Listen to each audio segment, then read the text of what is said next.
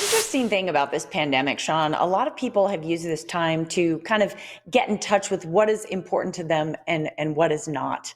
Our next guest is a musician who realized he wanted to help pass on his love for music to his child. He wrote a book about it as well. He joins us now from, well, your area of the country, Sean, Massachusetts. How you doing, man? Absolutely. David Weiser. He's the author of The Boy Who Wanted to Rock. How are you, sir?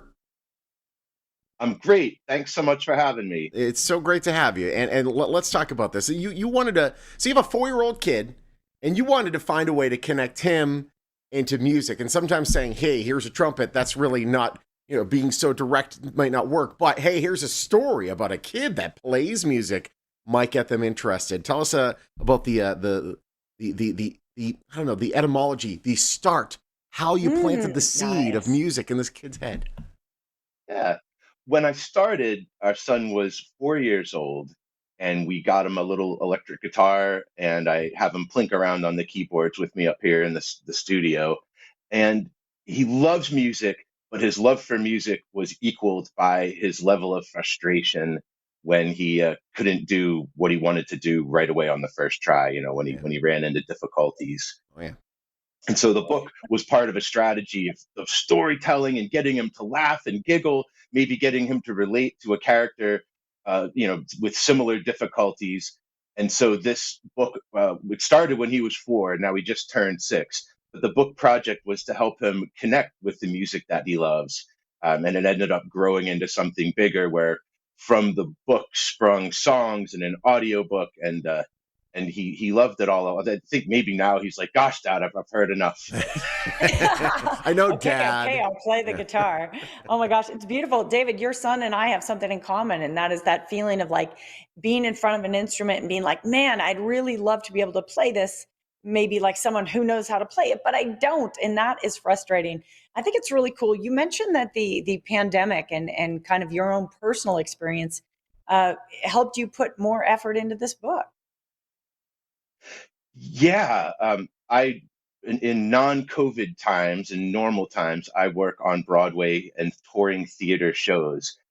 Just as a very small cog in a very big machine, I work with the keyboard sounds and the orchestrations and the music department Yeah. on lots of Broadway shows. And so everything's been shut down for the past year, completely shut down. Yeah. And Mhm.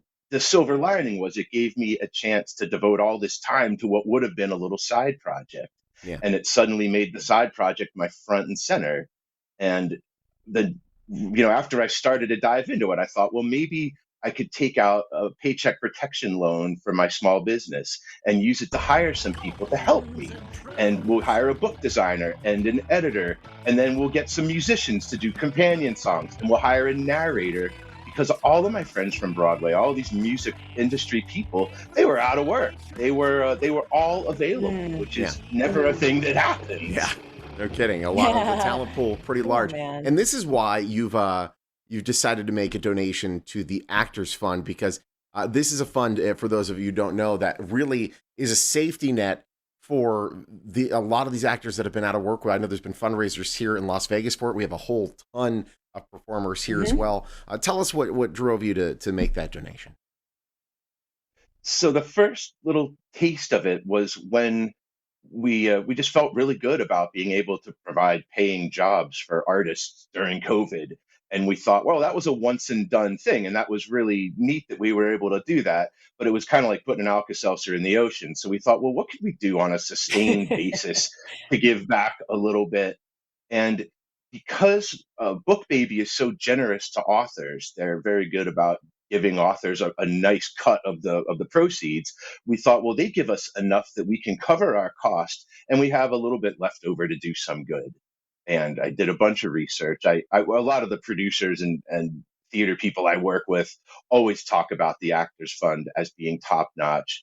And it's not just actors. The first thing when people on social media ask, why am I going to help out famous actors? And we say, no, no, no, this is people who work in Mm-mm. the Same Brad trenches. Pitt. This Yeah. is Mm-mm. set builders, carpenters, Yeah. sound technicians, hair and makeup technicians, and just rank and file people working in the trenches of the arts and culture industry in America. Yeah. Yeah, David, thank you so much. We know all about that right here in Las Vegas. Many of our performers, they literally work for a paycheck every 2 weeks, doing 6, 8, 10 shows a week.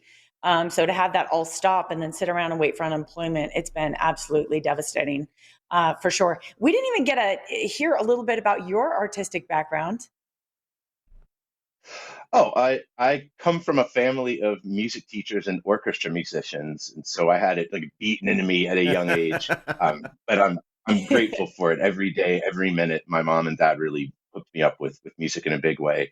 I did Berkeley, studied orchestration and Oh, arranging. wow. Spent my 90 the 90s. I spent my 20s playing in rock and roll bands and dressing up in outrageous outfits. And although I'm going to tell my kid I spent it all at church and the library, and then Yeah. during my 30s, I worked for a synthesizer company called Kurzweil Music Systems. It's right outside of Boston Yeah. in Waltham, Sure. Mhm. Sure. Massachusetts. And that company, I was sort of the resident keyboard player there, and I became the resident like, sound designer. And that job opened up doors for me to work on the last big Bowie tour, on some stuff by The Who and Brian Wilson. And it was a dream come true because all those artists are like my favorite, my idols. It was really fun and exciting. At the end of my time Awesome. there, the Andrew Lloyd Webber team contacted me and said, "Hey, would you like to work with us?" And I didn't even let him finish the question. I said, "Yes, Oh my definitely." gosh. Um, David, so and so exciting to hear since about your yeah, career. I'm so sorry we've run out of time, but thank you for no, no, joining no. us and congrats on this book. Thank you so much. It's such a pleasure. I really appreciate it. And if you want to get the book for yourself and for your kid as well, the website is theboywhowantedtorock.com. And keep Mm. in mind that Actors Fund donation, rather, going back to a great cause as well. Theboywhowantedtorock.com.